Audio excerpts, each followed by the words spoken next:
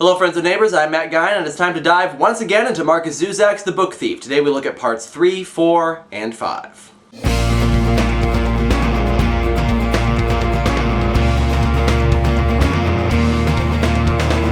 The book that part 3 revolves around is Mein Kampf, Hitler's autobiography, and this choice is significant for a number of reasons. First of all, Mein Kampf is the first book of the 10 books that Liesl does not steal. Not only does she not steal it, but she doesn't acquire it, and she never even actually reads it. In fact, when it comes right down to it, this book does not belong to Liesl, and as such, this section of the story really does not belong to Liesl. The book was purchased by Hans Huberman, and it was given to Max Vanderberg, who is the Jew that the Hubermans have decided to hide in their basement. He essentially uses Mein Kampf to rise above suspicion. If people see him reading Mein Kampf, Hitler's autobiography, they're going to be less likely to suspect that he's a Jew. So it's important to note that Mein Kampf, like the first two books, is still just a symbol. It doesn't have any meaning to Liesl for its content necessarily. It has meaning as a symbol. The Gravediggers Handbook was a keepsake of her brother's death. The stealing of the shoulder shrug was an act of rebellion. And Mein Kampf is seen as a symbol of salvation, specifically a symbol of salvation for Max Vanderberg. Also, all three of the first three books have an irony associated with them of some sort. The Gravediggers Handbook is a book about the end of life, which signals the beginning of Liesl's story and her relationship with words. The shoulder shrug was the Book of Fire, a destructive force that was also being destroyed. And the irony of Mein Kampf, of course, is obvious. And what could basically be considered a conflict or war of words, there can be no greater enemy for Liesl and our protagonist than Mein Kampf, which is basically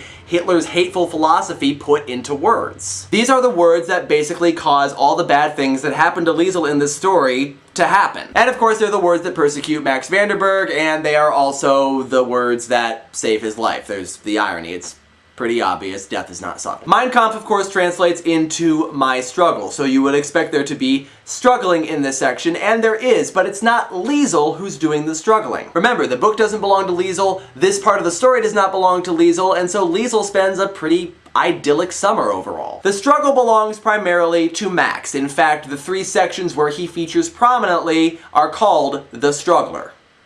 No subtlety. This is the first time in the book where the perspective switches to someone other than Liesl or death. But the interesting thing about the parts of the story that are told from Max's point of view is that Max eventually tells Liesl all of these things. And so this isn't so much Max Vanderberg's point of view of the story as it is Death's perception of older Liesl's memory of hearing about Max's point of view of the story. And this sort of cobbled together story style is going to feature pretty prominently in the remainder of the book. But Max isn't the only one that has a struggle in this section. Another person that has a struggle is Ilsa Hermann, the mayor's wife. Liesl has basically struck up a friendship with the mayor's wife. She goes to her house to collect the laundry, and while she's there, she stays for a little while and reads in the library. And the perspective of older Liesl makes her appearance in this section when Liesl learns about Ilsa's son, who died. And the way that they portray the mayor's wife's struggle is actually really fascinating. Ilsa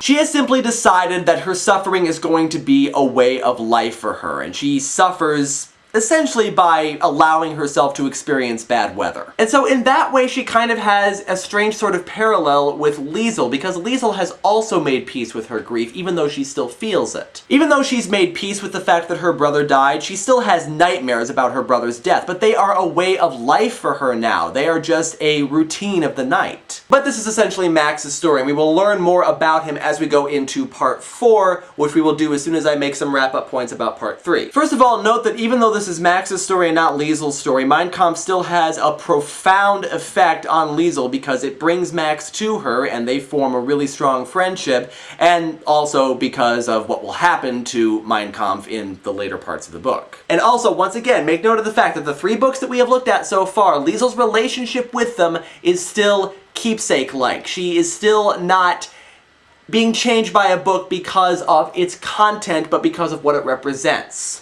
That will change in part 4. Part 4 is called The Standover Man, and this is the first section where the identity of the book is not immediately obvious. In parts 1 and 2, the first thing that we saw pretty much was Liesl stealing the book. And in part 3, well, it's Mein Kampf, we know what that is, and plus its significance was illustrated pretty early on in the section. But we don't actually find out what exactly the Standover Man is until the very end of this section, and then we realize, oh yeah, everything in this section was leading up to this. The Standover Man is basically the story of Max Vanderburg, as written by Max Vanderburg for Liesel for her birthday. And throughout the story, we learn more of this story about Max Vanderburg. We learn about his childhood. We also learn a little bit about Hans and how he came to the point where he felt the need to help this man. And again, we see this from the point of view of Max and Hans, but these parts of the story are told to Liesel, and so again we have this kind of cobbled together perspective of Death and older Liesel and younger Liesel and the people that are actually telling the story. So Max's story is basically told in a series of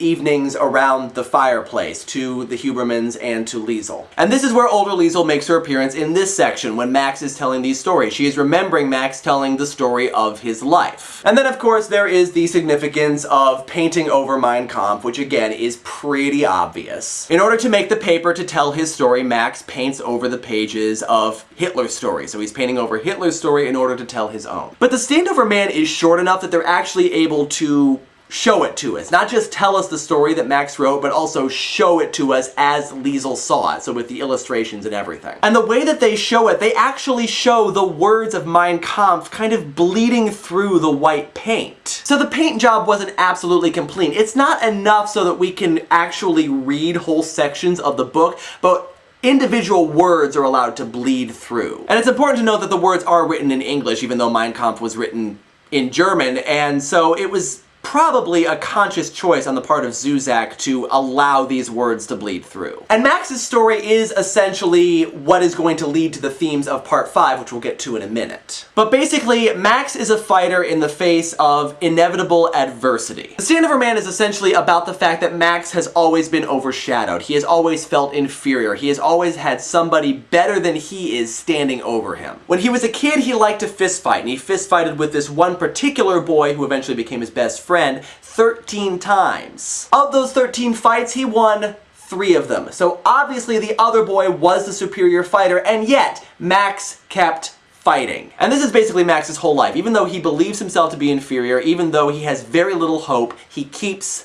fighting. And again, Liesel doesn't steal this book, but it is the first book that actually has meaning for its content rather than just a keepsake. So now let's go on to Part 5, another one of the darker sections, much like Part 2. In fact, it has a lot of parallels with Part 2. The theme of Part 5 is fighting in the face of inevitable adversity. As such, the section starts with the first solid, direct statement that Rudy Steiner is going to die. We know from the beginning of the book that there is going to be death at the end of this story, that some disaster is going to happen, and that people are going to die, and that Liesel is going to mourn their death. But this is the first time when Death says directly that Rudy is going to be one of them. And this is essentially the part where Death talks about how he believes all things to be inevitable, and how what's more interesting to him is not creating mystery and finding out what the end is, but finding out what the series of events were that led to this end. If you'll recall, Part 2 started at the end of the section, and then we saw the series of events that led up to that end. Part 5 starts the same way. It starts with Rudy jumping into a river to save a book, and then we see the series of events that led up to that moment. And from what we see, most of those events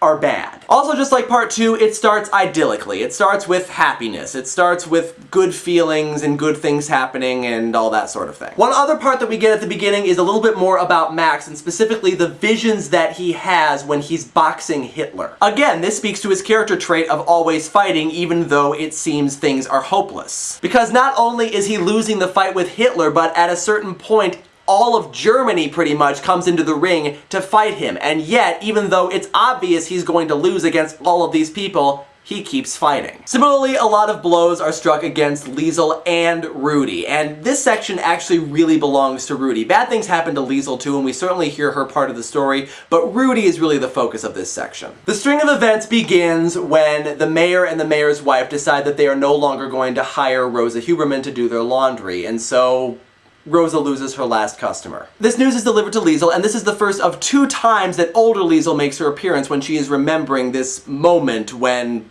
the mayor essentially fired her mother. And in retrospect, she admits that it probably wasn't that big a deal, but at the time, it's a huge deal. Liesl feels incredibly betrayed, and this is the first time when Liesl actually uses words to hurt somebody. She insults the mayor's wife, she puts down the mayor's wife, and she just, in general, verbally abuses the mayor's wife. And so she is learning the power of words, in this case, using them to hurt people, much like Hitler uses them to hurt people. So a whole bunch of bad things are happening to both Liesl and Rudy, and at a certain point, Rudy says that he just needs a victory. He needs something good to happen. He needs a win. Liesl gets her victory when she goes to the mayor's house to steal a book, and this is the first time that Liesl engages in premeditated book thievery. The first two books that she stole, she basically stole on a whim. She stole because the opportunity presented itself and she was in a state of heightened emotion, so she just took it. But in this case, she actually thinks, I'm going to go to the mayor's house, I'm going to steal the book that I have been reading, and that is going to be an act of rebellion against the mayor's wife for firing my mother. And as such, this is the first time in the book that she is dubbed the book thief within the actual story, not by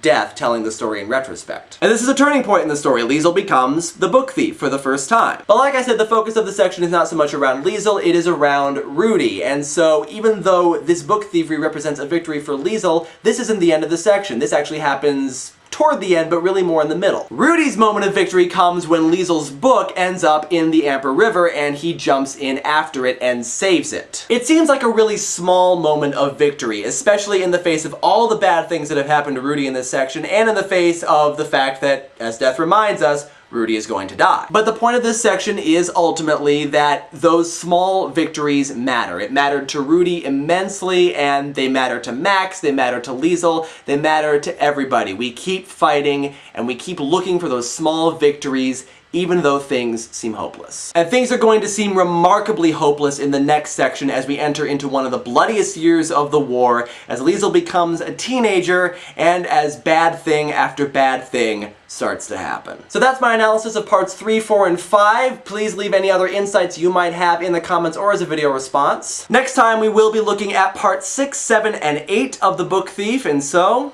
I will see you then. Bye.